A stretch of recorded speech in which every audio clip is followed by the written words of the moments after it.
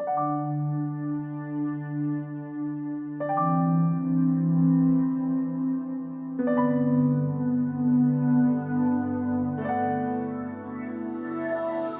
I'm Llewellyn King, the host of CFS Alert.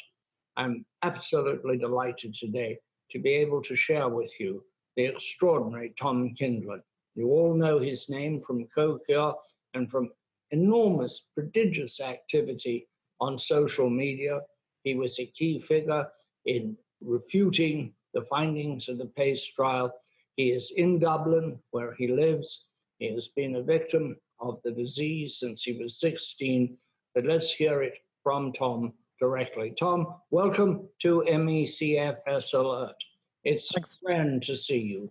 Thanks very much, Llewellyn. That's a lovely intro there. First I should apologize. I get a bit tired. My eyes get tired, so I mightn't maintain as much eye contact as some people, but that's just part of my condition. Yeah, whatever. Let me ask you first, you've had ME for how long now? Since you were 16? Yeah, 31 years now. So, I was before I got ill, I was very sporty. I played rugby and cricket in school and soccer and tennis and all sorts of things before outside school. And I had got a bit of an infection and I was going on a school trip and I shouldn't have gone. I regret it to this day. And it was an adventure centre, so it was the middle of winter and I was sick and you couldn't rest in the youth hostel. So we were going out in the freezing cold, walking up mountains and falling in freezing cold lakes. So when I came back from that, I never really recovered. For some reason, anytime I play sports, I'd get these muscle strains. And I wasn't too bad. I was still functioning quite well, but it just wasn't myself. So eventually the muscle strains got too bad, so I had to give up the sport. So I struggled on for years. I had to give up loads of social activities, basically just had to struggle by to get my homework done each night. I was still in high school and I was bright. I was lucky. I was academically quite able. Like I did SATs in America and I got the top percentile in the verbal and math, and I was quite bright. I got into Mensa. So I was able to just about struggle along for years, and then I went to college, Trinity College, and studied mathematics, and I struggled along there. I mean, I was doing okay. I mean, I didn't leave my exam, the high school exams, I got the points to do any course I want, but my quality of life outside school was pretty terrible. So then I was actually quite well functioning. I built myself up. I had a lot of muscle pains. I kept going. I had around 100 appointments with physiotherapists because I had all these muscle problems. Anytime I try and use a muscle, it was like I strained it. So then I tried to exercise another muscle, and I just kept going on for years. So eventually, I was able to build myself. I was lucky. I actually built myself up a bit. I was convinced that somehow I just needed to exercise. When I was able to exercise, I was well, and now I couldn't exercise. So somehow, if I just exercise myself, I'd get well. So I actually got up to a good level of quite a good level of exercise. I mean, swimming 40 lengths every 2 days, but I still wasn't well. So then one of the exams in college, it's quite a tough exam. The maths department, you had to do as many questions as you could, and the person who got best in the class, that would be that's the number of questions you'd be marked out of. So you really had to work really hard for 3 hours. So after that, just a few hours after that, it was like I was hit with a flu. My throat all swelled up. I could barely speak. So I was quite ill then for all the summer, and I struggled. I didn't sit some exams. I had to repeat them at the end of the summer. So then I knew I couldn't go into my finals. Then I'd really terrible muscle problems. It was like a shin splints in my legs, and I couldn't push the pedals in the car. The next day, my ankles would be really sore. It was, the physio said it was like I'd 4 sprains or strains along my back. My shoulder, and pretty much it was really bad. Pretty much any muscle I used, I'd sort of get almost an overuse injury very quickly. So I took a year out and actually had a good time, but my health gradually deteriorated. I was trying to exercise and I was getting worse, and I was getting sore throats, and the doctor kept giving me antibiotics. And I was just getting worse. I developed irritable bowel syndrome, and gastroenterologist couldn't find anything else, and I just gradually, I just could walk shorter and shorter distances. And then I remembered that something about this ME thing, or I think it was even called yuppie flu at that stage. And when I first read it, it didn't fit me when I was quite well functioning. But so I actually went to the library then. There was no internet at that stage. The basic way to get health information was to go to your library. And there was a couple of books there, and I fit the syndrome, or it was exactly what I had been struggling with for 5 years. But unfortunately, by that stage, I was really quite ill, and basically, I basically collapsed then, and I've been pretty severely affected now for 26 years. But for the first 6 months, I was really very ill. Well, that seems to be, the story of everyone, often beginning with exercise, and then sometimes thinking that more exercise will redeem the situation, and it doesn't work. I'd just like to say, Tom, for the benefit of our listeners and viewers who are around the world, that Trinity University is the great university of Ireland. And of course, it has the world's most marvelous library, in my view, both physically and in terms of the volumes it has there. And how do you live now? How do you keep up this high output of material on myalgic encephalomyelitis? How do you manage to do that as you're clearly, reduced in your ability to do anything?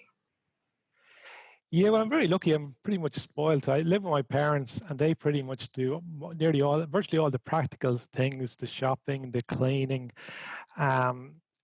buying, pretty much everything they do. And I'm sort of like a spoiled person. I can just use my energy for how I want to use it. And I mean, for a period, I had very little social activities, but I've now picked that up a bit. But I don't have a job. I just concentrate on the ME stuff, and that's basically by concentrating on it and not doing much else, I'm able to do what I can do. And what do you spend, 2 hours a day on it or something? Because the output is very high. Yeah, well, it's hard to tell. I mean, these days with social media, you can be doing things, and you're it's not too strenuous. Like in the past, for years, I was very strict, and I had to maybe do activity for 20 minutes and then rest with my eyes closed for 40 minutes. And I did that for years. But after around 10 years doing that, I lost my discipline a bit. So it's a bit more sporadic now. With Twitter and things like that, it doesn't take too much energy. So it's sort of, I wouldn't know how many hours I do, but quite a few over the day. And what are your conclusions?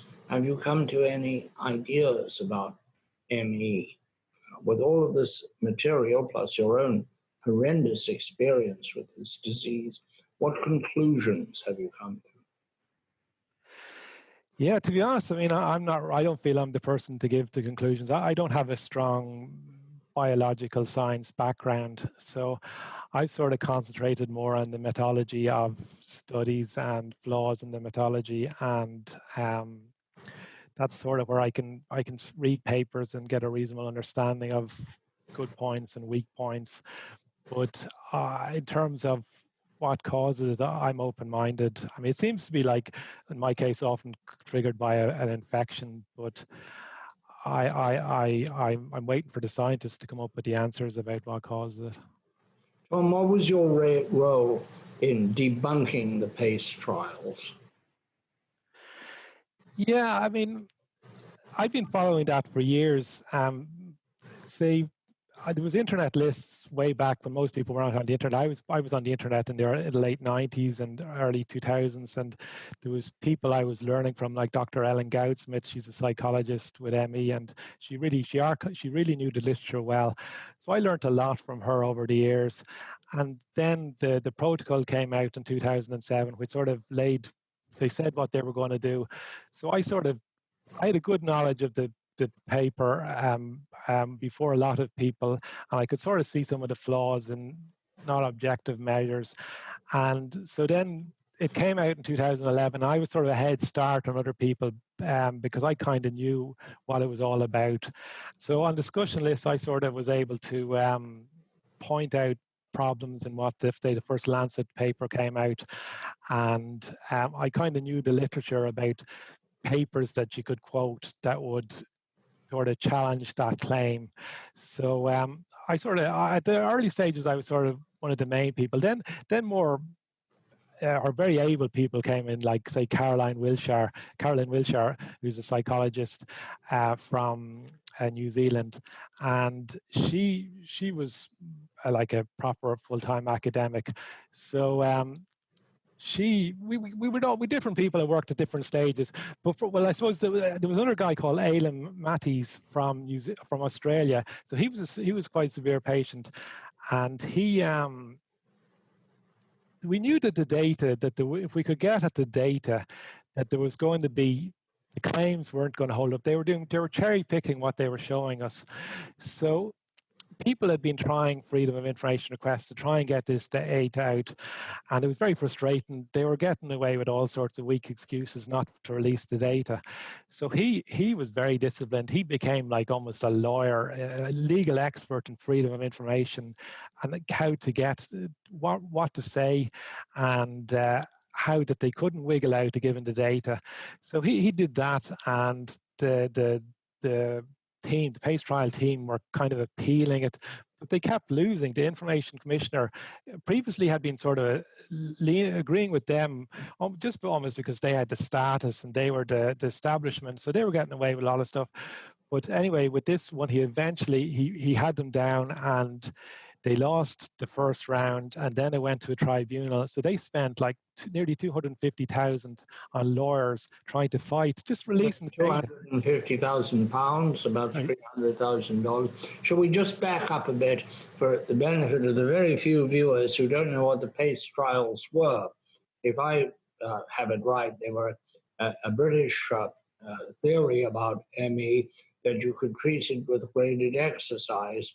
This was published in the Lancet, and of course, then there was a huge battle between patients and the people who put out the trial. Is that about right? That's about right, yeah. And they'd done small trials, but this was supposed to be the definitive trial. They called it themselves the definitive trial. They got £5 million of funding, which is like, I don't know, 6 or 7 million US dollars. So a very significant amount of funding.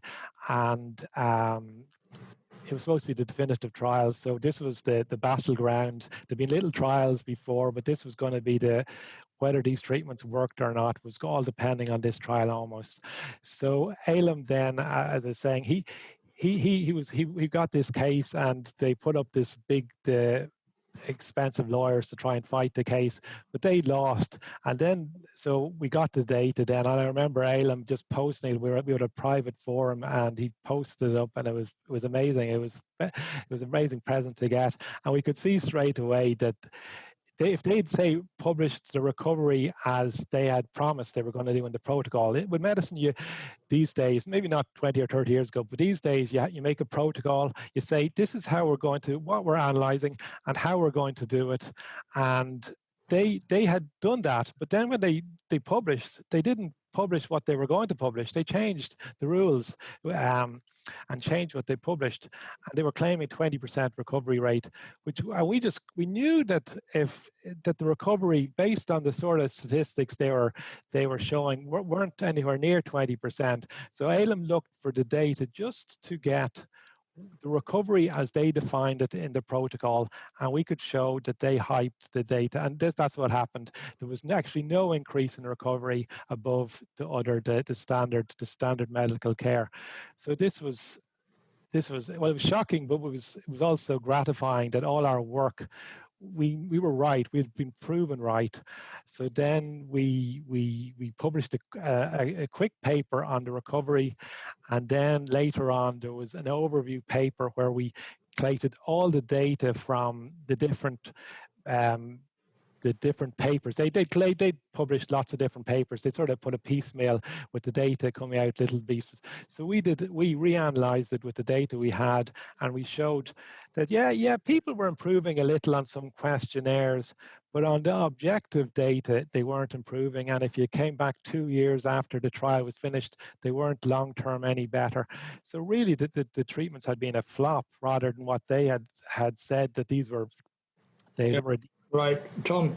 There seems to have been a particular problem in Britain, and that is with doctors in the National Health Service wanting to diagnose ME as a psychosomatic disease, with a psychiatrist wanting to treat it and claiming that it was in your head. Why is that so? Why, there have been problems with psychiatrists and ME all over the world, but it seemed especially so in Britain. Have you views on that and why that might have been?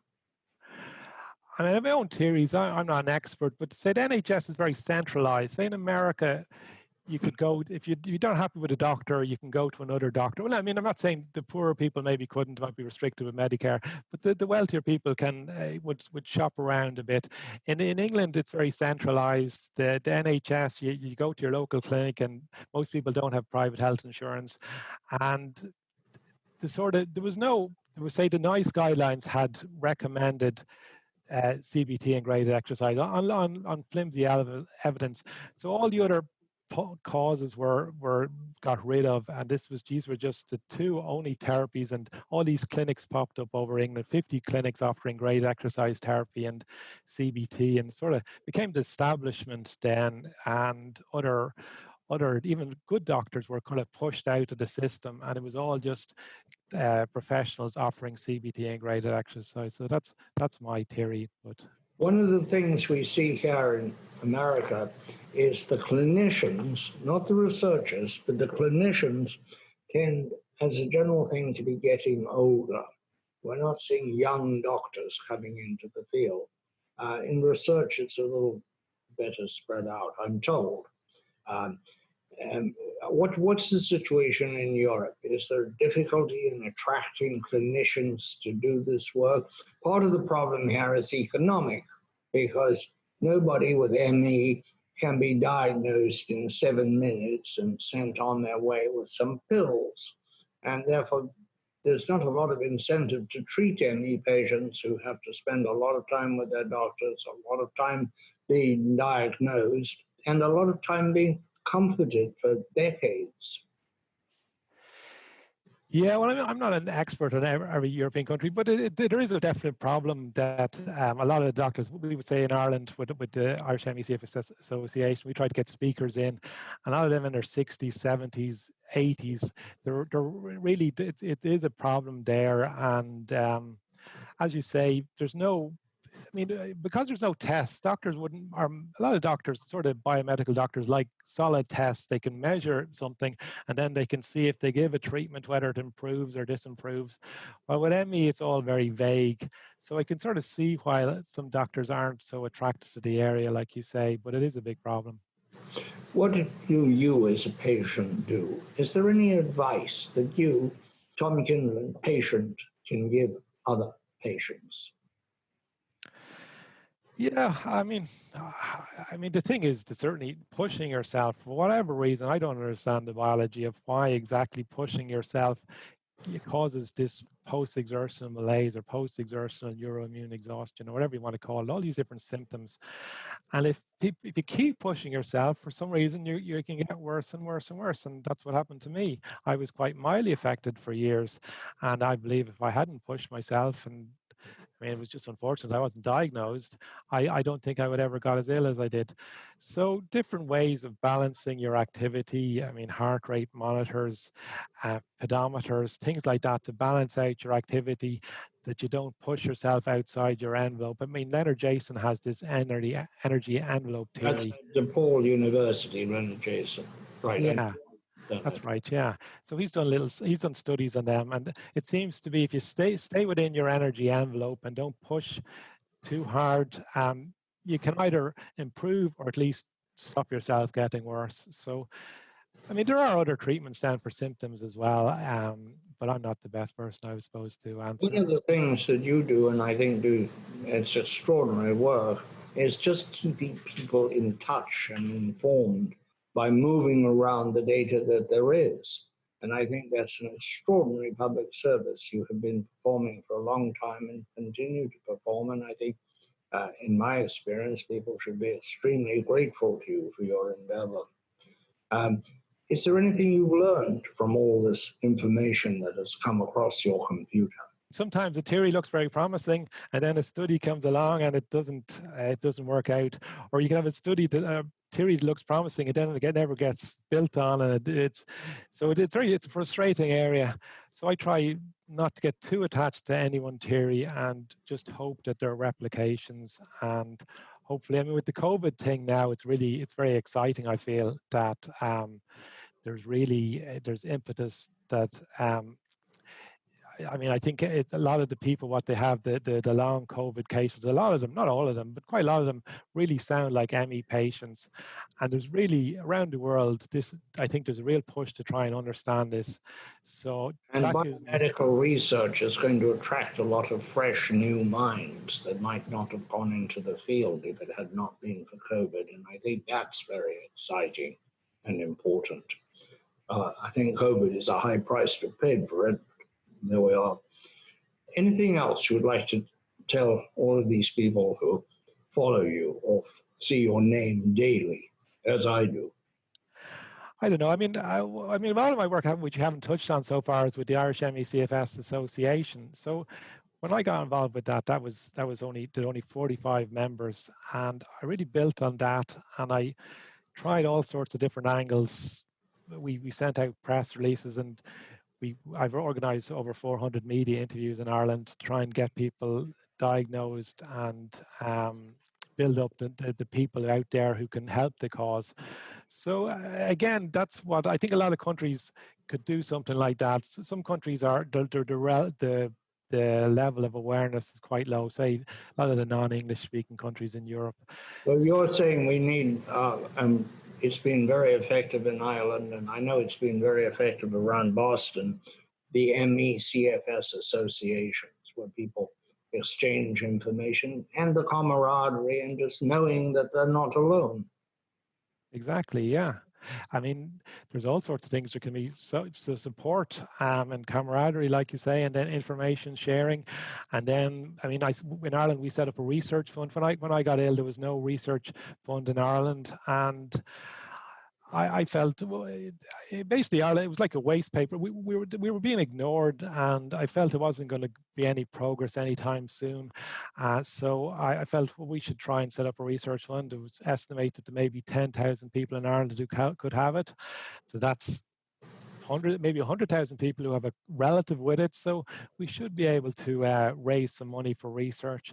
So gradually, I mean, I haven't raised huge amounts. We've raised 300,000 in Ireland, 300,000 euros for research over the years. And it's disappointing because in Ireland, we've been advertising a research fund, but researchers haven't come forward. So we give it to other groups like Open Medicine Foundation and the Solve ME/CFS Initiative, ME Research UK, Invest in ME, the Cure ME Biobank. So we support other research groups in other countries, and hopefully that'll make a difference. You just said something very interesting. You said that there were maybe 10,000, maybe 100,000 patients in Ireland. It's hard to know. What is your guess at the global ME population? I see all sorts of numbers too. 17 million seems to be a common one. Do you have any feelings for how many people on Earth are afflicted with this dreadful disease? Yeah, I don't know. I suppose I should clarify. What I was saying was 100,000 people who have a first degree relative with it. But maybe 10,000 at that stage. And so I don't know, in the region of maybe 0.5% of the population. And initially, I thought that it was actually rarer in children, but Leonard Jason came out with a study either this year or last year where the prevalence in children was 0.75%, so even a bit higher than the adult estimates. So that would actually bring up the figures to what I would, so I don't know, maybe 30 million or something like that. It's very difficult. It's very difficult. Tom, you do extraordinary work, and we are very glad of you. Thank you so much. And I think I can say that on behalf of 30 million people, or whatever that number is. Thank you. And please come back on the broadcast. Thanks very much, Llewellyn. That's very kind.